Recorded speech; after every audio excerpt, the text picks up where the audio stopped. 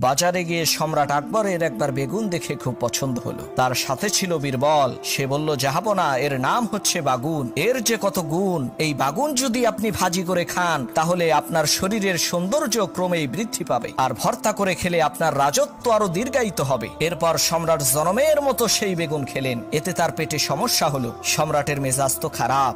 বীরবল বলল, জাহাপনা, আপনার মন খারাপ কেন? সম্রাট বলে, আরে বেটা, তুমি কি তরকারি খাওয়াইলা, পেটের ব্যথায় অস্থির হয়ে গেছি। বীরবল বলে, জাহাপনা, ওইটা কোনো তরকারি হইল নাকি? ওর নাম তো বেগুন, ওর তো কোনো গুণই নাই, আছে শুধু চুলকানি। সম্রাট বলে, সর্বনাশ, কালকে বেগুনের কত প্রশংসা করলে, আজকে বদনাম, এক মুখে দুই কথা। বীরবল বলে, জাহাপনা, কিছু মনে করবেন না, আমি তো আর বেগুনের চাকরি করি না, আমি করি জাহাপনার চাকরি। আপনি গতকালকে বেগুনকে ভালো বলেছেন, তাই আমিও ভালো বলেছি। আজকে আপনি খারাপ বলছেন, আমি কি ওই খারাপ জিনিসকে ভালো বলে কল্লা